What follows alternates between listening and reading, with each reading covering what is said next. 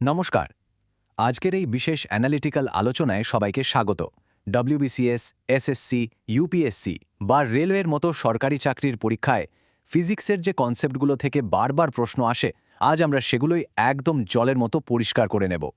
আচ্ছা, একটা ভীষণ ইন্টারেস্টিং এবং কমন প্রশ্ন দিয়ে শুরু করা যাক। ফুটন্ত জল আর স্টিম বা বাষ্প দুটোরই তাপমাত্রা যদি একদম ১০০ ডিগ্রি সেলসিয়াস হয়, তাও স্টিম থেকে হাত কেন বেশি মারাত্মকভাবে পড়ে যায়? ভাবুন তো। এই রহস্যের জট খুলতে আর ফিজিক্সে নিজেদের নম্বর একদম সলিড করতে আজ আমরা 5টা মেইন টপিক কভার করব। কন্ডাক্টর ও সেমিকন্ডাক্টর, লেজারের খুঁটিনাটি, তাপ সঞ্চালন, বিভিন্ন টেম্পারেচার স্কেল আর তাপীয় প্রসারণ। চলুন শুরু করা যাক। আমরা সরাসরি আমাদের প্রথম টপিকে চলে যাচ্ছি, পদার্থের বৈদ্যুতিক ধর্ম। এখানে একটা দারুণ মজার ব্যাপার আছে। সাধারণ কন্ডাক্টরের ক্ষেত্রে তাপমাত্রা বাড়লে রেজিস্ট্যান্স বা রোধ বেড়ে যায়, এটা আমরা জানি।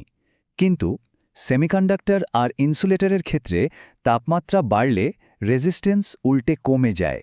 এই পয়েন্টটা আর সেমিকন্ডাক্টরের ব্যান্ড গ্যাপ যে মাত্র 1.1 ইলেকট্রন ভোল্ট, এই দুটো তথ্য একেবারে মুখস্থ রাখতে হবে। এবার দেখুন, একটা পিওর বা বিশুদ্ধ সেমিকন্ডাক্টর কিন্তু এমনি খুব একটা কারেন্ট ফ্লো করাতে পারে না। ওকে দিয়ে কাজ করানোর জন্য ওর মধ্যে কিছু নির্দিষ্ট খাদ বা ইম্পিউরিটি মেশাতে হয়। এই খাদ মেশানোর প্রসেসটাকেই বলে ডোপিং। ডোপিং করার পরেই এটা এক্সট্রিনসিক সেমিকন্ডাক্টর হয়ে ওঠে আর ইলেকট্রনিক্সে ম্যাজিকের মতো কাজ করে। পরীক্ষকদের ভীষণ প্রিয় একটা জায়গা হলো এই ডোপান্টস। খুব সহজে মনে রাখা ট্রিকটা বলে দিই। এন টাইপ মানেই হলো নেগেটিভ ইলেকট্রন, যা পেন্টাভ্যালেন্ট বা পঞ্চযোজী ইম্পিউরিটি থেকে আসে।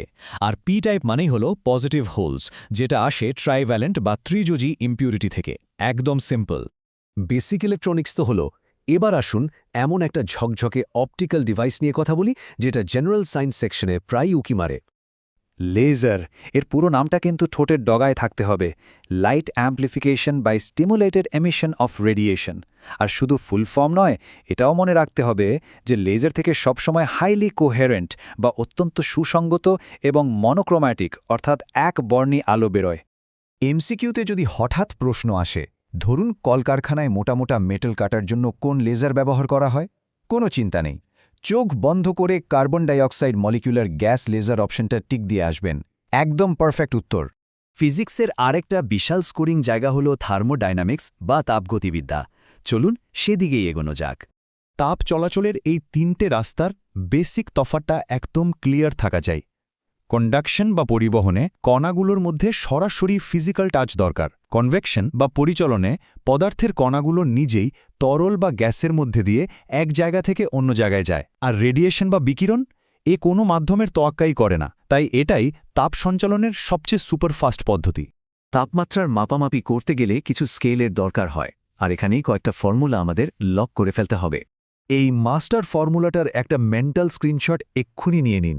এই একটা সমীকরণ মনে রাখলে সেলসিয়াস, ফ্যারেনহাইট, কেলভিন বা রিউমার যে কোনো স্কেলে কনভার্ট করা একেবারে জলভাত হয়ে যাবে। এই তথ্যগুলো এমসিকিউ এর জন্য একেবারে খাঁটি সোনা, বিশেষ করে ওই -40 ডিগ্রির পয়েন্টটা, যেখানে সেলসিয়াস আর ফ্যারেনহাইট স্কেল মিলে গিয়ে একদম সেম রিডিং দেয়। এটা যে কতবার পরীক্ষায় এসেছে তার কোনো গোনাগুনতি নেই। জলের স্ফুটনাঙ্ক আর হিমাঙ্কের পাশাপাশি মানুষের শরীরের স্বাভাবিক তাপমাত্রাটাও ভীষণ ইম্পর্ট্যান্ট। 3টে মেন স্কেলে এটা হলো 37 ডিগ্রি সেলসিয়াস, 98.6 ডিগ্রি ফ্যারেনহাইট এবং 310 কেলভিন। জাস্ট মাথায় সেট করে নিন। দেখতে দেখতে আমরা আলোচনার শেষ পর্যায়ে চলে এসেছি। এবার ফেরা যাক একদম শুরুতে করা সেই জ্বলন্ত প্রশ্নটায়। ওই যে জিজ্ঞেস করেছিলাম স্টিমে কেন বেশি হাত পড়ে, উত্তরটা হলো ল্যাটেন্ট হিট বা লিন তাপ। ফুটন্ত জল যখন বাষ্পে পরিণত হয়, তখন সে অনেকটা অতিরিক্ত তাপশক্তি লুকিয়ে নিজের মধ্যে রেখে দেয়। আর এই লুক্কায়িত তাপ বা ল্যাটেন্ট হিটের জন্যই বাষ্প এত মারাত্মকভাবে পোড়ার। আরেকটা কনসেপ্ট হলো স্পেসিফিক হিট ক্যাপাসিটি বা আপেক্ষিক তাপ। জলের আপেক্ষিক তাপ কিন্তু সাংঘাতিক বেশি। 1 টিজি জলের তাপমাত্রা মাত্র 1 ডিগ্রি বাড়াতে 4200 জুল এনার্জি লাগে। আর এই বিপুল পরিমাণ তাপ শুষে নেওয়ার ক্ষমতার জন্যই গাড়ির রেডিয়েটরে কুলেন্ট হিসেবে জল এত দারুণ পারফর্ম করে। জিনিসপত্র গরম করলে আকারে বাড়ে, যাকে আমরা থার্মাল এক্সপ্যানশন বলি। এ প্রসারণ দৈর্ঘ্য, ক্ষেত্রফল বা আয়তন 3ভাবেই হতে পারে। আর এদের কোএফিশিয়েন্ট বা গুণাঙ্কের অনুপাত সবসময় অঙ্কের নিয়মে একদম 1:2:3 বা 1:2:3 হয়। সবচেয়ে চমকে দেওয়ার মতো ব্যাপার হলো জলের অদ্ভুত আচরণ। সাধারণ পদার্থ গরম করলে প্রসারিত হয়, তাই তো? কিন্তু 0 থেকে 4 ডিগ্রি সেলসিয়াসের মধ্যে জল ফিজিক্সের কোনো নিয়মই মানে না। বরফ গলার পর তাকে গরম করলে প্রসারিত হওয়ার বদলে জল উল্টে সংকুচিত হতে থাকে। এই পয়েন্টার নোটবুকের উপর বড় বড় করে স্টার মার্ক দিয়ে লিখে রাখুন। ঠিক 4 ডিগ্রি সেলসিয়াস তাপমাত্রায় জলের ডেনসিটি বা ঘনত্ব সবচেয়ে বেশি হয়, একদম ম্যাক্সিমাম।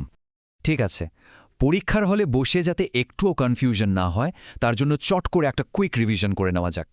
এই 6টা পয়েন্ট হল আজকের পুরো আলোচনার একদম নির্যাস। সেমিকন্ডাক্টরের ছোট ব্যান্ড গ্যাপ, এন টাইপ আর পি টাইপে তফাত, রেডিয়েশনের স্পিড, -40 ডিগ্রির ম্যাজিক, স্টিমের লিন তাপ আর 4 ডিগ্রি সেলসিয়াসের জলের সর্বোচ্চ ঘনত্ব। রোজ একবার করে এগুলো রিভাইজ করতে হবে, কারণ এগুলো থেকেই সবচেয়ে বেশি প্রশ্ন ঘোরে। শেষ করার আগে একটা ভাবনার খোরাক দিয়ে যাই। ভাবুন তো, জলের যদি এই ব্যতিক্রান্ত প্রসারণ না থাকত আর 4 ডিগ্রিতে তার ঘনত্ব যদি সর্বোচ্চ না হতো, তাহলে কনকনে শীতে বরফ জমে যাওয়া লেকের তলায় থাকা ওই প্রাণীদের কি অবস্থা হতো? এই মিরাকেলটা নিয়ে ভাবতে থাকুন আর নিজেদের স্মার্ট প্রস্তুতি চালিয়ে যান। আসন্ন পরীক্ষার জন্য অনেক অনেক শুভেচ্ছা।